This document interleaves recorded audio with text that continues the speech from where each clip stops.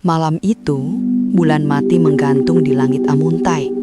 Sungai tampak seperti kaca hitam, memantulkan bayangan pepohonan yang bergoyang diterpa angin.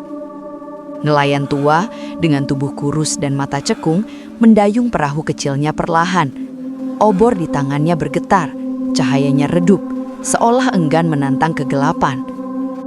Air beriak pelan, namun dari permukaan muncul buih putih yang berkilau samar. Nelayan itu berhenti mendayung, jantungnya berdegup cepat. Tiba-tiba, dari buih terdengar bisikan gaib, lirih namun jelas, seakan langsung menusuk ke telinga. Kembalikan yang telah kau ambil, atau arus akan menelanmu. Suara itu bukan suara manusia. Ia bergema, berlapis, seperti berasal dari kedalaman sungai sekaligus dari udara di sekitarnya. Nelayan tua menggigil, tangannya hampir melepaskan obor. Api kecil itu berdesis, hampir padam, seolah takut pada bisikan yang datang dari buih. Kabut tebal turun di atas sungai Amuntai, menutup pandangan hingga seolah dunia berhenti di tepi arus. Malam itu, sebuah perahu kecil berangkat ke hulu. Dayungnya mengiris permukaan air dengan suara lirih. Orang-orang kampung yang melihat dari kejauhan menahan napas karena mereka tahu cerita lama. Perahu yang berangkat di malam kabut tak pernah kembali. Di tengah kabut, samar terlihat sosok perempuan berdiri di atas buih. Rambutnya panjang, terurai hingga menyentuh permukaan air. Tubuhnya seakan menyatu dengan arus, wajahnya pucat, matanya hitam berkilau. Senyumnya kosong, dingin, seolah menjerat siapapun yang menatap terlalu lama. Anak-anak kampung berbisik di tepi sungai, suara mereka bergetar. Itu Ratu Jujung Buih, kutukan yang muncul setiap kali janji kepada sungai dilupakan. Kabut semakin pekat, suara dayung hilang, dan perahu itu lenyap tanpa jejak. Hanya gema tawa lirih yang tersisa, bercampur dengan arus yang berputar. Malam bulan mati berikutnya, seorang pemuda bernama Laga menantang larangan tua. Ia percaya cerita tentang Ratu Jujung Buih hanyalah dongeng untuk menakut-nakuti. Dengan penuh keyakinan, ia menebar jala ke tengah sungai Amuntai. Suara jala yang jatuh ke air terdengar berat, bergema di antara kabut. Namun saat ia menarik jala itu kembali, bukan ikan yang terjerat. Rambut panjang, basah, berlumur buih putih, tersangkut di jala. Laga tertegun, matanya membelalak. Dari kedalaman, muncul tangan pucat, dingin, mencengkeram sisi perahunya. Air mendidih, arus berguncang, dan wajah samar seorang perempuan muncul di permukaan, tersenyum dengan mata kosong. Laga berteriak, suaranya pecah di udara malam, namun segera tenggelam di telan arus. Perahu berguncang keras, obor padam, dan hanya suara riak air yang tersisa. Esok pagi, orang-orang kampung menemukan buih merah memenuhi permukaan sungai. Tidak ada jejak Laga, hanya bisikan yang berulang di telinga mereka. Satu jiwa telah kuambil, arus akan menuntut lebih. Sejak malam Laga hilang, kampung Amuntai tidak pernah lagi merasa aman. Hujan turun deras dan setiap tetes air yang jatuh ke tanah membawa buih putih yang menyebar ke halaman rumah. Bayi-bayi menangis tanpa sebab, suara mereka memecah keheningan malam, seolah merasakan sesuatu yang tak terlihat. Di kandang, hewan ternak mati mendadak, mata mereka kosong menatap langit. Warga mulai berbisik, wajah pucat diterangi cahaya obor. Mereka tahu, kutukan Ratu Jujung Buih telah menyebar, bukan hanya di sungai, tetapi di darah mereka yang berani melawan. Malam itu, buih putih merayap masuk ke dalam rumah, menempel di dinding, menyusup ke celah kayu. Suara bisikan gaib terdengar di antara hujan. Aku menuntut lebih, satu jiwa tak cukup.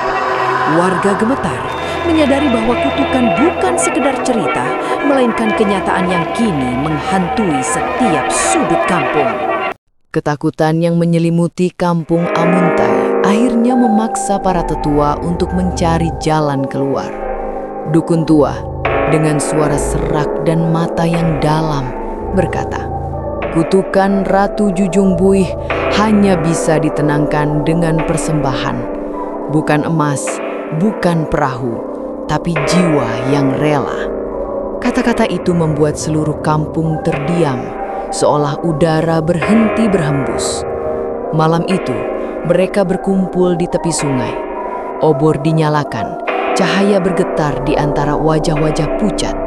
Doa bergema, suara gong bambu dipukul perlahan mengiringi langkah-langkah warga yang berlutut.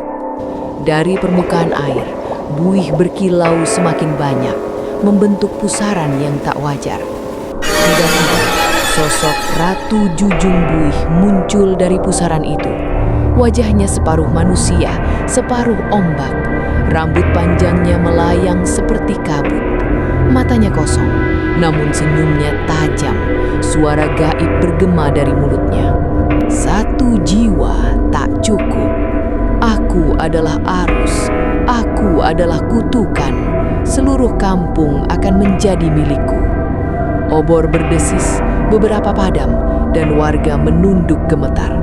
Malam itu, mereka menyadari bahwa kutukan bukan sekadar bisa ditenangkan, melainkan harus dilawan. Kampung Amuntai menolak tunduk pada kutukan.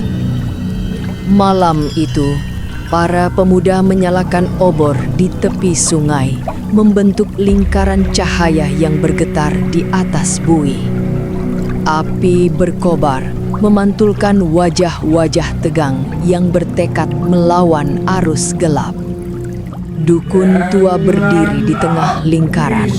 Suaranya serak, namun penuh wibawa. "Api adalah jiwa, ombak adalah tubuh. Jiwa tak akan tenggelam." Mantra itu bergema, bercampur dengan suara gong bambu yang dipukul perlahan. Namun setiap obor yang disentuhkan ke permukaan air padam seketika, seolah ditelan oleh napas ratu. Buih berputar, kabut semakin pekat, dan dari kedalaman terdengar suara gaib yang berbisik. "Api hanyalah cahaya singkat, arusku abadi." Warga bergidik, tapi lingkaran obor tetap bertahan. Malam itu, untuk pertama kalinya, kampung Amuntai menyalakan api bukan untuk penerangan, melainkan sebagai senjata melawan kutukan. Ketika api tak mampu nundukkan Karus, seorang pemburu bernama Jendra melangkah maju. Ia membawa sebuah tombak dari kayu rimba yang dipercaya tak bisa lapuk, diukir dengan simbol matahari, lawan abadi bagi buih dan kabut. Tombak itu bukan sekadar senjata, melainkan warisan leluhur yang konon mampu menyalurkan kekuatan tanah untuk melawan kutukan air. Jendra menancapkan tombak itu di tepi sungai. Cahaya obor memantul di ukiran matahari, membuat pusaran buih bergetar. Arus mendidih, kabut semakin pekat, dan suara goib bergema dari kedalaman. "Tanah pun akan hancur bila arusku mengalir." Warga menatap dengan harapan bercampur ketakutan. Tombak bergetar, seolah melawan kekuatan tak terlihat. Malam itu, untuk pertama kalinya, kampung Amuntai menyadari bahwa perlawanan bukan hanya dengan doa, tapi dengan keberanian membawa senjata leluhur melawan kutukan air.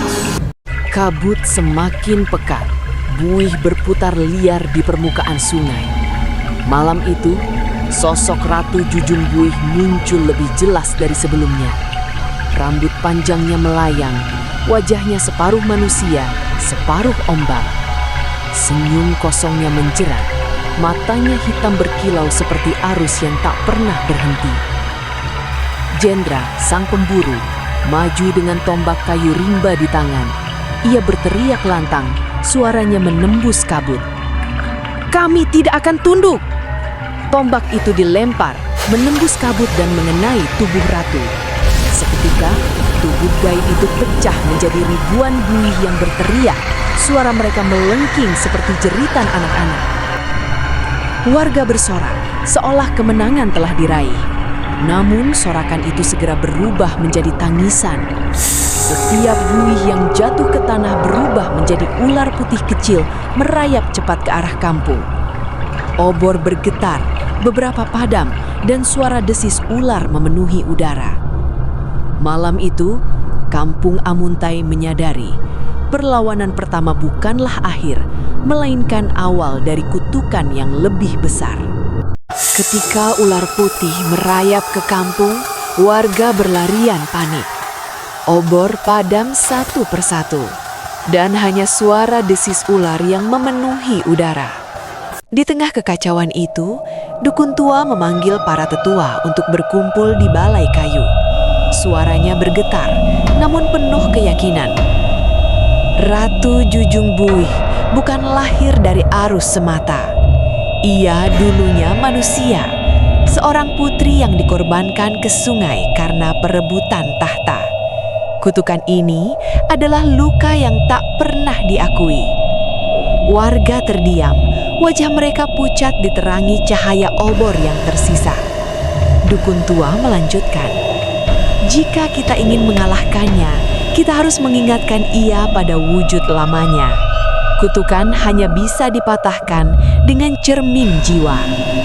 Malam itu, mereka membuat sebuah cermin dari perak, dipoles dengan darah ayam hitam. Ukiran matahari dan ombak digoreskan di bingkainya, simbol persekutuan antara tanah dan air. Cermin itu bukan sekedar benda, melainkan pengikat antara masa lalu dan masa kini. Saat cermin diangkat, buih di sungai bergetar, kabut menebal, dan suara gaib bergema. Jangan ingatkan aku pada masa itu. Aku adalah kutukan, bukan manusia. Malam itu, kampung Amuntai menemukan rahasia. Perlawanan bukan hanya dengan senjata, tapi dengan mengungkap luka lama yang melahirkan kutukan. Kabut semakin menebal, buih berputar liar, dan sungai Amuntai bergemuruh seakan hendak menelan seluruh kampung. Dukun tua memimpin warga menuju hulu sungai, tempat arus paling deras, karena di sanalah kekuatan Ratu Jujung Buih diyakini bersemayam. Obor dinyalakan, cahaya bergetar di antara pepohonan rimba. Gong bambu dipukul keras, suara mantra bergema, memanggil roh leluhur Banjar untuk menyaksikan perlawanan. Warga berbaris, wajah tegang, tangan menggenggam tombak kayu rimba dan cermin perak yang baru dibuat. Tiba-tiba, permukaan air pecah. Sosok ratu muncul, lebih besar dari sebelumnya. Tubuhnya menjulang dari arus, rambut panjang melayang seperti kabut, mata hitam berkilau tajam. Suaranya bergema, menelan seluruh hutan. Aku adalah arus, aku adalah kutukan. Tak ada yang bisa melawan aku. Namun dukun tua melangkah maju, mengangkat cermin perak. Cahaya obor memantul, wajah ratu terpantul di permukaan cermin. Bukan sosok gaib, melainkan wajah seorang putri manusia yang pernah dikorbankan. Ratu menjerit, tubuhnya bergetar, arus mendidih. Malam itu, di hulu sungai, pertempuran antara kutukan dan keberanian dimulai. Di hulu sungai, warga Amuntai berdiri dalam lingkaran obor yang bergetar. Dukun tua mengangkat cermin perak yang telah dipoles dengan darah ayam hitam. Cahaya obor memantul di permukaannya, menembus kabut yang semakin pekat. Saat cermin diarahkan ke sungai, sosok Ratu Jujung Buih muncul dari pusaran arus. Rambut panjangnya melayang, wajahnya separuh manusia, separuh ombak. Ia menatap cermin itu, dan untuk pertama kalinya wajahnya berubah. Bukan sosok gaib, melainkan wajah seorang putri manusia yang pernah dikorbankan. tangis pecah dari bibirnya. Buih berhamburan, kabut bergetar. Suara gaib bergema. Aku bukan kutukan. Aku adalah luka yang tak pernah diakui. Warga terdiam, menyadari bahwa kutukan lahir dari pengkhianatan masa lalu. Cermin berkilau semakin terang, memantulkan wajah manusia ratu. Tubuhnya retak seperti kaca.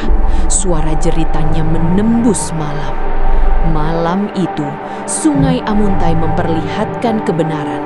Kutukan hanyalah jiwa yang terperangkap dalam arus dendam.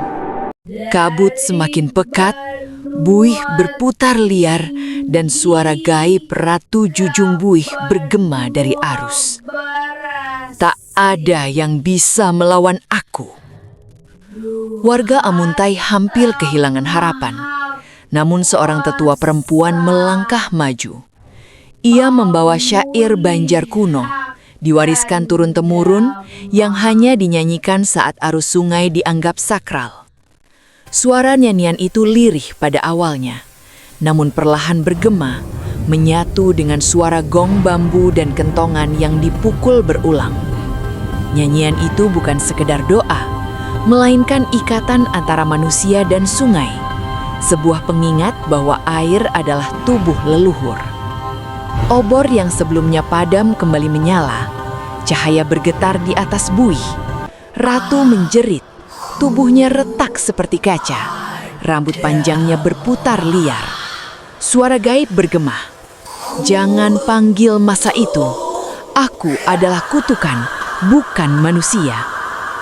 Namun nyanyian semakin keras, warga bersatu, suara mereka menembus kabut. Malam itu, Kampung Amuntai menemukan kekuatan baru. Bukan hanya senjata, bukan hanya cermin, tetapi suara leluhur yang memanggil kembali keseimbangan. Nyanyian perlawanan menjadi senjata yang tak bisa dipadamkan oleh arus. Kabut semakin menekan, buih berputar liar, dan suara jeritan Ratu Jujung Buih menggema dari arus. Warga Amuntai berlutut, wajah pucat diterangi obor yang tinggal separuh menyala. Dukun tua melangkah maju, tubuhnya gemetar, namun matanya penuh tekad. Ia tahu kutukan tak akan patah hanya dengan senjata atau nyanyian. Dibutuhkan pengorbanan terakhir. Dengan tangan bergetar, ia menusukkan jarinya ke cermin perak. Darahnya menetes, mengalir di permukaan cermin, membuat kilau perak berubah merah. Suaranya lirih, namun bergema di antara kabut. Aku serahkan jiwa untuk menutup luka lamamu. Ratu menatap cermin itu. Matanya kosong, berubah menjadi mata manusia, penuh tangis. Ia meraih cermin, tubuhnya bergetar, lalu pecah menjadi kabut putih yang perlahan menghilang. Suara gaib terakhir bergema, "Aku bebas, kutukan berakhir." Warga terdiam, air mata bercampur dengan hujan. Mereka menyadari bahwa malam itu seorang dukun tua telah menyerahkan hidupnya demi membebaskan kampung dari kutukan. Sungai Amuntai bergetar pelan, lalu tenang, seolah menerima pengorbanan itu sebagai penutup luka lama. Setelah jeritan terakhir Ratu Jujung Buih lenyap, kabut perlahan terurai.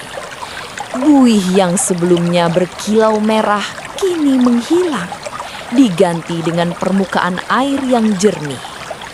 Sungai Amuntai yang semalam bergemuruh seperti hendak menelan dunia, kini berdiam tenang, seolah baru saja menghembuskan nafas panjang. Warga berdiri di tepi sungai, wajah mereka masih basah oleh air mata. Obor yang tersisa menyala terang, cahayanya memantul di permukaan air yang tenang. Dari buih terakhir, seekor ular putih muncul. Tubuhnya berkilau samar. Namun alih-alih menyerang, ular itu perlahan berubah menjadi ikan kecil yang berenang bebas di arus. Tangis bercampur tawa pecah di antara warga. Mereka menyadari bahwa kutukan telah patah dan sungai kembali suci. Malam itu, Amuntai merasakan kedamaian yang belum pernah mereka rasakan selama bertahun-tahun. Sungai yang dulu menjadi sumber ketakutan, kini kembali menjadi sumber kehidupan. Kabut telah sirna. Buih yang dulu menjerat kini menghilang, dan sungai Amuntai berdiam tenang. Warga berdiri di tepi arus, wajah mereka masih basah oleh air mata. Namun kali ini bukan karena ketakutan, melainkan kelegaan. Obor menyala terang, cahaya memantul di permukaan air yang jernih, seolah sungai sendiri ikut merayakan kebebasan. Dukun tua telah tiada, tubuhnya menjadi bagian dari arus, namun pengorbanannya membuka jalan bagi kampung untuk hidup tanpa kutukan. Gong bambu dipukul perlahan, bukan lagi sebagai tanda perlawanan, melainkan sebagai nyanyian kemenangan. Anak-anak berlari di tepi sungai, tertawa tanpa rasa takut. Hewan ternak kembali hidup damai dan halaman rumah bersih dari buih putih. Malam itu, kampung Amuntai merasakan kemenangan penuh. Bukan hanya melawan kutukan, tetapi juga melawan rasa takut yang selama ini membelenggu mereka. Sungai berkilau di bawah cahaya bulan, dan suara gaib terakhir bergema lembut. Aku telah bebas, jagalah arus ini, agar luka tak kembali.